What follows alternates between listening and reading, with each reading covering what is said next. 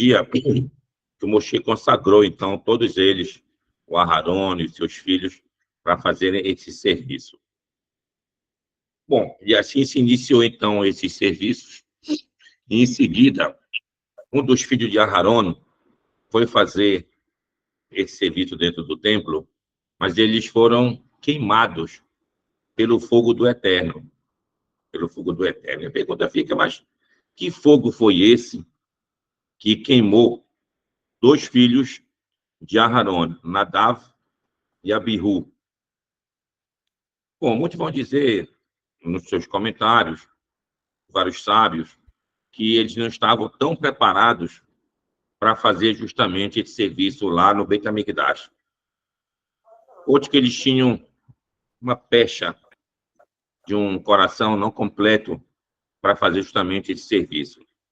Mas, em seguida, o texto diz que o Eterno fala diretamente com Aharon quando vocês vierem fazer o serviço no templo, no Mishkan. Então, dessa advertência seguida, a gente aprende, então, qual foi realmente o verdadeiro erro que eles tiveram. Estavam bêbados quando foram fazer o serviço dentro do templo. E aí, pela própria bebedeira, acabaram se queimando e morreram queimados lá no Beit HaMikdash. Quando aqui a gente vê que a gente não deve realmente fazer uma oração se a gente estiver bebido. A palavra em hebraico é al-test, não bebam. E essa palavra test se escreve assim, tav, shin, tav. E é como ela se fosse um acróstico de tefilat, shikor, toevá. A oração do bêbado é uma abominação. Então, se algumas pessoas têm, isso não é tão difícil. Costuma de beber um pouquinho a mais do que realmente pode, deve. Então, se ele achar que ele está bêbado, ele não deve fazer oração ao Eterno. E a gente vê, aprende daqui. Quando Aharon escutou que seus filhos tinham morrido, o que o texto diz? Vai Dom Aharon, e calou-se Aharon. Aqui quer dizer justamente que o Aharon ficou resignado pela morte de seus filhos. E isso aqui, dentro das leis do luto, quando falece alguém, daqueles parentes que a pessoa deve ficar de luto, ela não deve realmente expressar, falando, os seus sentimentos. Daí vem a lei de você não cumprimentar o enlutado, dizendo para ele shalom ou vice-versa. Você pode até estender a mão para ele no sentido de daquele apoio, mas não de cumprimentá-lo. E como Aharon se resignou pela morte dos seus dois filhos, ele foi então agraciado com a fala do Eterno direta para ele. No texto que a gente lê, vai da Berashem, El Moshe Lemor. E falou o Eterno a Moshe, dizendo, aí vem outra coisa, já que não, vai da Berashem, El Aharon Lemor. E falou o Eterno para Aharon, dizendo, não bebam, e assim vem essa lei. Bom, em seguida a gente vai entrar na questão dos alimentos permitidos e alimentos proibidos para o nosso consumo. Tem uma regra geral e vamos ter alguns animais específicos escritos no texto. A regra geral tem que ser ruminante, e ele engole aquilo, e aquilo vai e volta dentro do seu estômago. Ele tem que ser a pata fendida em dois. Então, essa é a regra geral dos animais permitidos para o consumo. O que acontece aqui? Aqui nós temos, então, os animais mais vistos que a gente pode comer: touro, o boi, vaca, os carneiros, bode, ovelhas, são animais mais comuns. Mas Por exemplo, um porco já não pode ser comido. Só que o porco está mencionado especificamente. Por que o porco não está incluído na regra geral? Basta ver os sinais. Ver se ele é ruminante, ver se ele tem a pata fendida em dois. Então, o porco tem a pata fendida em dois, mas ele não é ruminante. Então, o que a Torá fez? Dos animais que não se incluem dentro da regra geral, então, eles são especificamente mencionados. Entre eles, a gamal. Gamal é o camelo. Já falamos aqui do porco, em hebraico é o hazir. Hazir quer dizer aquele que volta. Depois pode explicar um pouquinho sobre ele. Aí temos também Arnevet, que é o coelho, que está no feminino. Arnav seria o masculino. E temos o chafano. Chafano. Chafano. Às vezes o texto, quando a gente lê em outros textos, em outras passagens, também se confunde com o coelho. Mas quem é realmente o chafano?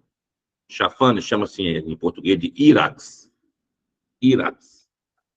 Esse irax é um coelho das rochas. É um coelho como se fosse um coelho montanhoso.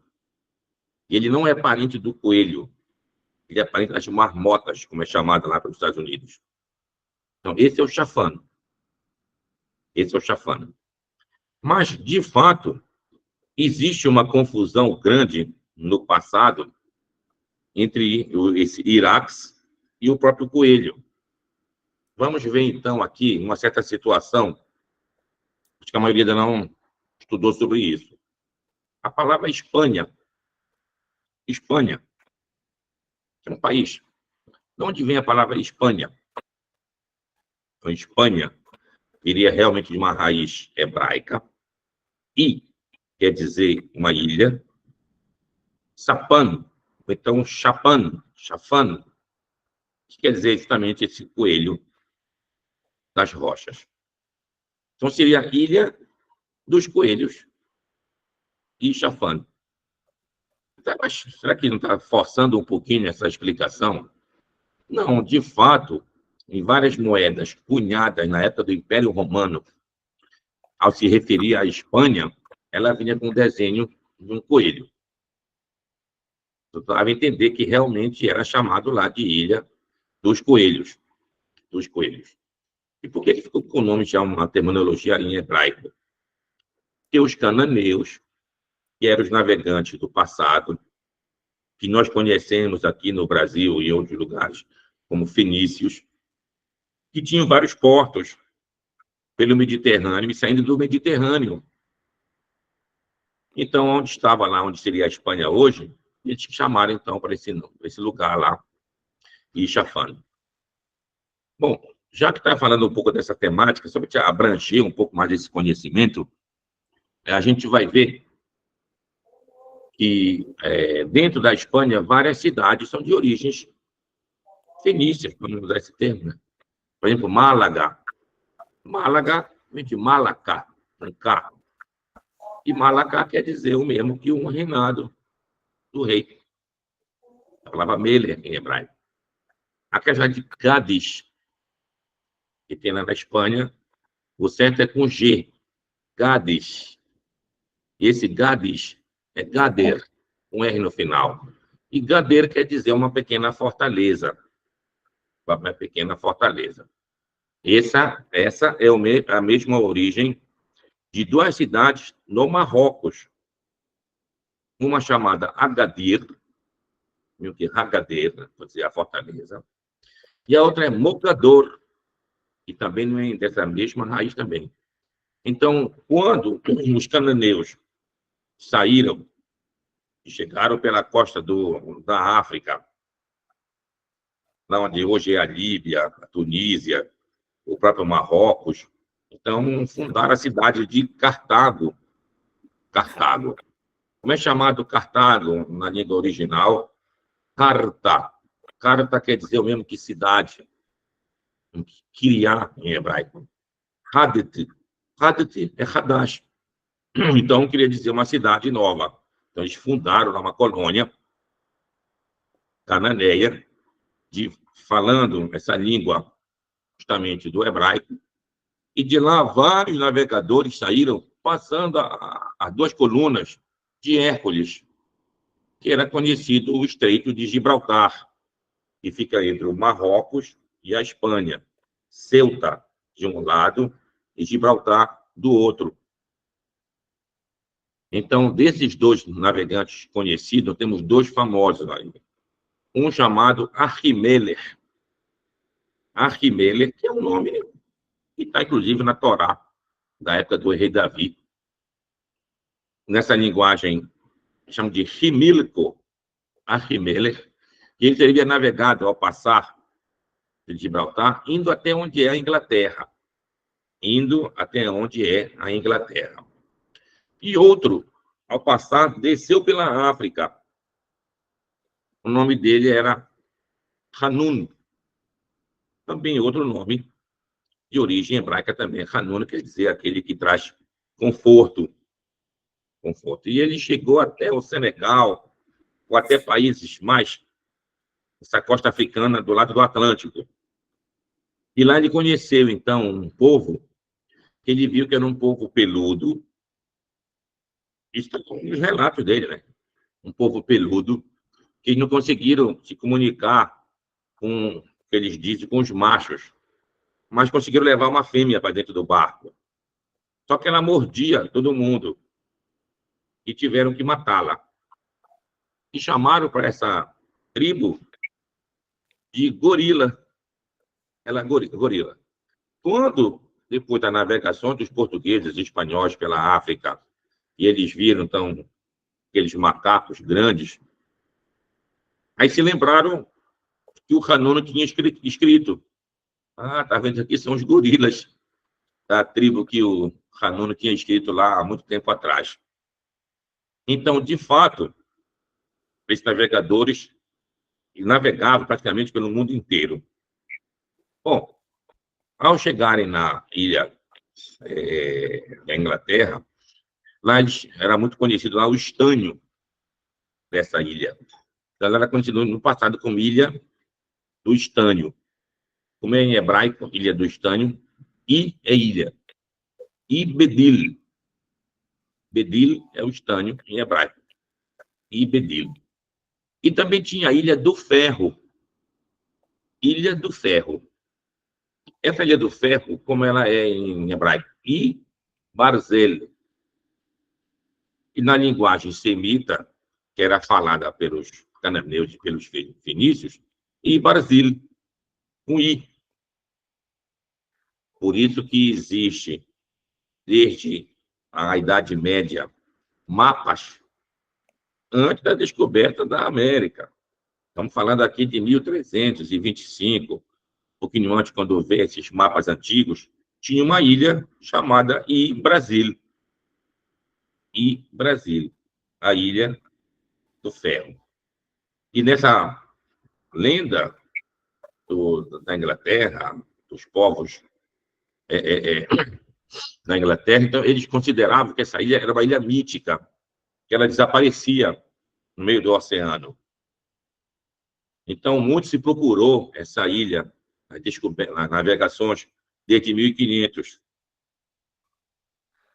Então, segundo, quem pode ver pela Wikipédia, muitos dizem que o Brasil, o nosso Brasil, que recebeu esse nome por causa dessa ilha.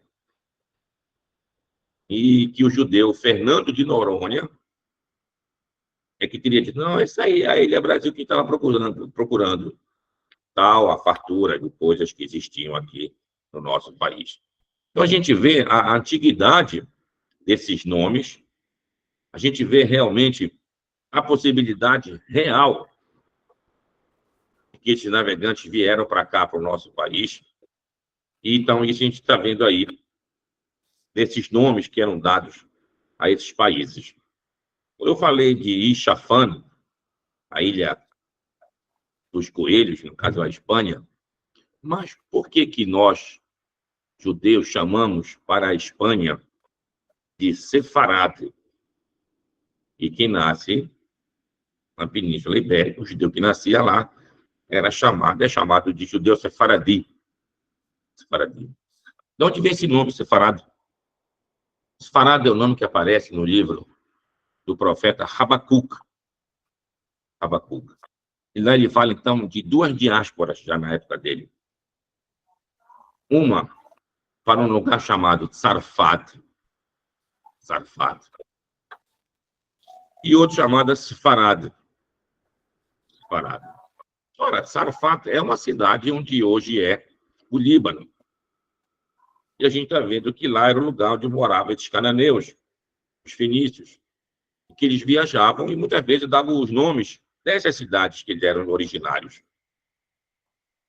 Então, para os judeus, no começo da Antiguidade, da Idade Média, então, o que seria a França também foi colonizada por esses fenícios, por esses cananeus. Ela é chamada de Sarfat, o judeu que nasce ali, chamado de Serfati. Agora, Sefarad. Onde era Sefarad? Sefarad a gente pode ver na própria Wikipédia um antigo nome da cidade chamada Sardes, onde hoje é a Turquia. Então, essa cidade é chamada de Sfard, uma língua mais antiga. Daí o termo Sefarad. Ah, mas o que ela tem a ver, então, com a Espanha? Então, da mesma maneira, as pessoas que estavam nessa cidade saíram dessa cidade, colonizaram a ilha da Sardenha, também vieram da cidade de Sardes, que é Sefarad, e da Sardenha para a Península Ibérica. Daí o termo Sefarad. Então, percebam aqui que o conhecimento, tanto do Talmud, da própria Torá, ela é muito antigo. E representava essas migrações de vários povos e a fundação de novas colônias, novas cidades, novos lugares. E o que fica o objetivo qual é? Vários judeus acompanhavam, então, essas navegações e fundavam também lá comunidades judaicas. Então, a comunidade judaica Sefaradi, ela é tão antiga que ela remonta até antes da destruição do primeiro templo. Já tinha judeus morando nesses lugares mais afastados. Então, voltando para os nossos animais aqui, a gente falou chafana. Então, chafana aqui é um coelho, o coelho das rochas.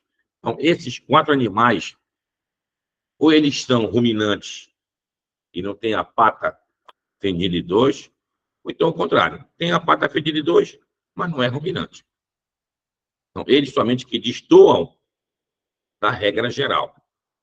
Continuando a regra geral, vem a questão dos peixes.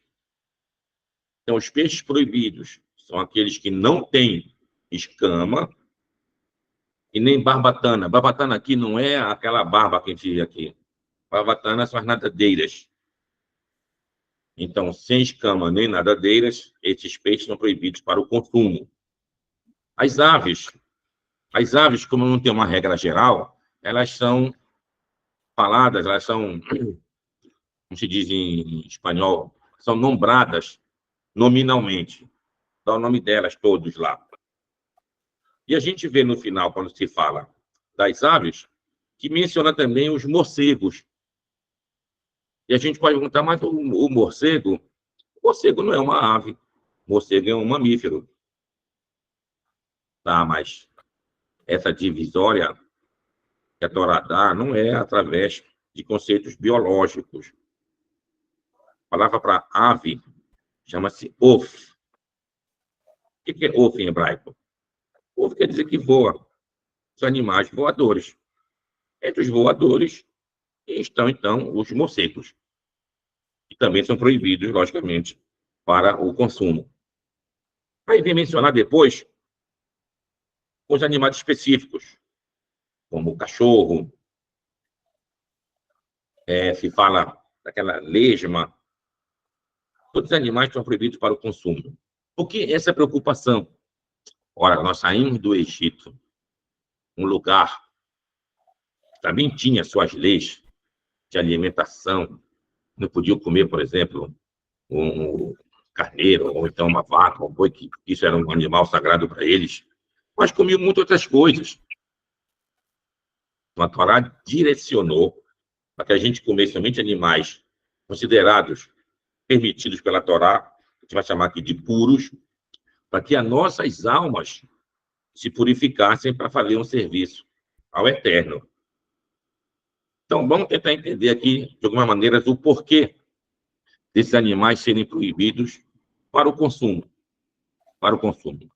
Primeiro, vamos na questão mais mística desses animais. Como a gente já falou em outras aulas, o mundo provém do Deus, que é infinito. E ele, ao projetar esse mundo finito, ele cria Sefirot, que são os filtros da luz divina dele, que vai diminuindo até chegar no nosso mundo aqui. Então, dentro dessas várias Sefirot, então, estão as origens das nossas almas, vamos chamar assim.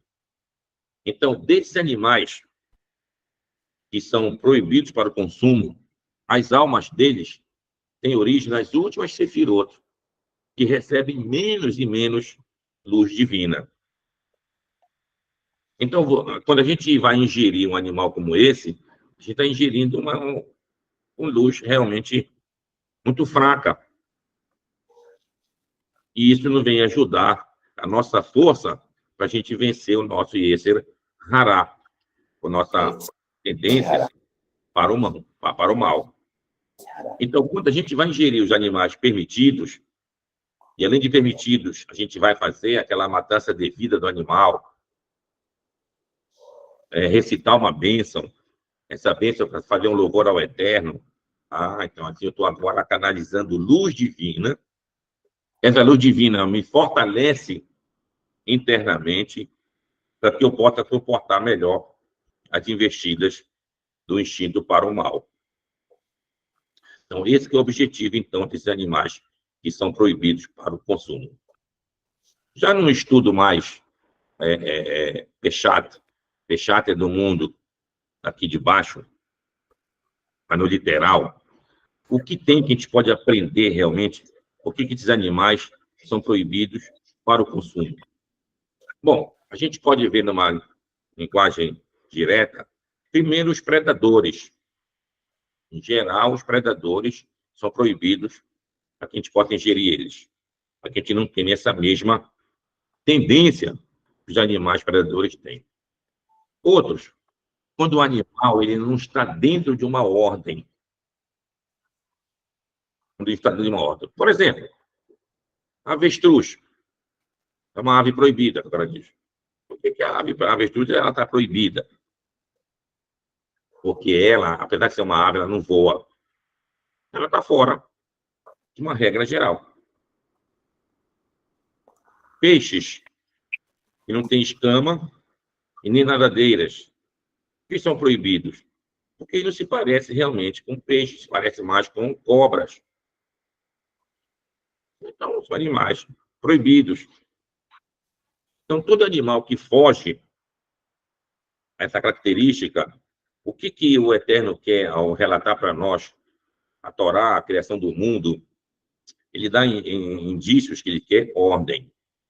Ele, ao criar o mundo, ele foi separando o elemento seco, o elemento das águas, a luz das trevas, as águas de cima, das águas de baixo. Então, toda essa separação, isso representa a ordem que Deus está realmente dando para o nosso mundo. Isso que a gente deve ter realmente também em nossas vidas. Seguir realmente uma ordem. Então, eu não devo fazer um serviço a Deus misturando com outra divindade, ou transformando um objeto numa divindade, nem que represente o próprio Deus. Tudo isso é uma Avodá Zará. Então, esse ensinamento que a gente tem realmente a Perashá Shemini, que é muito enfático para mostrar o que é a alimentação que a gente realmente deve ter. Eu estive lá em Israel, num achado arqueológico, aquelas duas montanhas que eram para fazer as bênçãos e as maldições. o Monte Ebal e o Monte Gerizim. Então, num desses montes, foi achado realmente vou chamar de altar, um altar antigo. Segundo pesquisadores, tudo mais, esse altar remonta à época de Yehoshua ben Nun, de Josué. Então, quando a gente atravessa lá o Rio Jordão, já depois da morte de Moshe, e então Yehoshua vai tomar conta e fazer a conquista da terra de Israel, então é feito esse altar ali. E qual foi uma das conclusões que os pesquisadores chegaram ao pesquisar justamente esse ali? Que lá não tinha, não foi achado, ossos de animais proibidos. Ossos de animais proibidos. Isso demonstrava que já era um altar realmente de israelitas, preocupados justamente com essa questão que está contada aqui no capítulo 11 de Levíticos. E a gente vai aprender daqui uma outra coisa, voltando para a Perashá de Noé. Ora, se aqui está específico os animais permitidos, os proibidos, como é que o Noé, na época dele, sabia disso? Que Deus disse, separe para ti dos animais puros 7 pares, e dos impuros somente um par. O Noé teve que saber. Então, daqui a gente vai ver uma regra geral diferente daquela que a gente está acostumado a aprender. Não é que existe uma Torá escrita e depois surgiu uma Torá oral. Pelo contrário, temos uma Torá oral que depois ela foi escrita. Então, a prioridade das leis, elas vêm da Torá oral. E a Torá escrita vem corroborar o que estava dizendo a Torá oral, que vinha sendo ensinada de geração em geração. Então, a Torá remonta desde a criação do homem. O Adão, primeiro homem, começou a ter conhecimentos de Torá. Então, aqueles filhos que são mencionados, depois que Adão gerou a Shet, ele teve filhos e filhas. A gente não sabe aqui o número incontável. Mas por que isso é mencionado? Depois de Shet vem Enosh. Depois de Enosh vem Kenan. Vem Mahalalel. Todos são mencionados porque eles recebiam o conhecimento de Adão. Adão passava esse conhecimento de Torá a cada um deles, e assim, de geração em geração. Isso chegar até Noé. E Noé chegou, ele tinha que saber exatamente quem eram os animais puros e impuros, como está lá na Torá lá. Então, isso passa-se para os patriarcas, Abraão. Para Abraão, a gente tem mais um mandamento. Ou seja, ele tinha que conhecer a Torá inteira, mas só era ordenado poucos mandamentos. Na época de Abraão, vem mais um. Qual é de fazer o Berit Milá, fazer a circuncisão. Depois da época de Jacó, vem mais um. A gente não pode comer o nervo ciático do animal. Aquela luta, o Jacó teve que um anjo, e que ele ficou coxo. Mas ele venceu essa luta. E aí, então, foi dito, a partir daí, os filhos de Israel não comem o nervo ciático da parte traseira de um animal. E isso até a chegada, por exemplo, de Moshe, quando sai do Egito, a gente vai receber o restante desses mandamentos. E aqui tem uma pergunta que o Midrash tenta responder. Por que Deus demorou tanto para dar a Torá para todos nós? Ora, o Midrash traz o seguinte exemplo. Isso é igual um rei que tinha diante dele um manjar de comida, uma mesa cheia de comida. Quando ia chegando os servos dele, ele dava, olha, pega aqui essa parte para ti, pega essa outra parte para ti. Até quando chegou realmente o herdeiro dele, esses manjares, todos são teus. Então, da mesma maneira aqui, Adão recebeu toda a Torá, mas só tinha obrigação de alguns mandamentos. Noé recebeu e foi acrescentado mais alguns mandamentos. Abraão recebeu mais alguns mandamentos. Jacob também, mais alguns mandamentos, até chegar na época de Moshe, sai do Egito e recebe restantes dos mandamentos. Mas isso, a gente vai ver que se completa um ciclo. E este ciclo são de quantas gerações? De Adão até Noé. De 26 gerações. Adão até Noé, melhor, até Moshe, são 20 gerações. Agora, de Adão até Noé, são 10 gerações. De Noé até Abraão, mais 10 gerações. De Abraão até Moshe, 6 gerações. Total, 26. E o que é 26? É o total do nome do Eterno. A letra Yod, letra Re, Vav, letra Ri, tá? 26. Então, a gente vê aqui realmente, tudo tem um motivo específico para mostrar realmente o Deus verdadeiro. Ora, essa questão do conhecimento, o conhecimento, ele por si só, não é tão importante. O conhecimento só é importante quando a gente tem realmente uma tendência de um coração bom para fazer um serviço ao Eterno. Que nós podemos ser pessoas muito inteligentes, mas praticar atos abomináveis perante o Eterno. Então, isso que Deus não quer. Deus quer que a gente tenha realmente qualidades extremamente boas, reter esse conhecimento e, a partir desse conhecimento, fazer realmente um serviço, não digo que perfeito, mas buscar sempre a perfeição. Então, essa é o Perashá de Shemini. Shemini, esse oitavo, representa, então, o início da purificação. A gente, ao construir o tabernáculo, Deus vai nos instruir que tipos de sacrifícios Ele quer que a gente pratique ali. Depois vem a questão das purificações. A gente vai ver primeiro aqui os animais permitidos e proibidos. Depois a gente vai entrar na questão das doenças transmissíveis, além da lepra, blenorragia e outras doenças.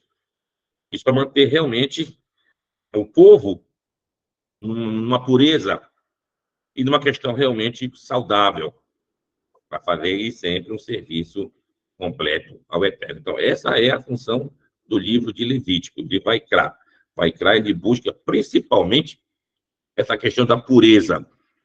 E essa pureza envolve pureza física, pureza espiritual, a pureza que sai dos nossos lábios, que é o serviço ao Eterno, e principalmente nossa relação com o nosso semelhante. Então, a gente, ao fazer um serviço, pense bem antes. Estou fazendo aqui o serviço, que eu quero servir o Eterno com o meu coração. Levar Berra com 2 bet, tanto o bet, Yetzer Hará, Yetzer Hatov, o instinto para o mal, o instinto para o bem. O Rolo Nafshechá, com toda a tua alma, calma aqui, com toda a tua vontade, com todos os teus desejos. Nefesh, na palavra de desejos. Então, temos que ser desejosos de fazer o serviço do Eterno.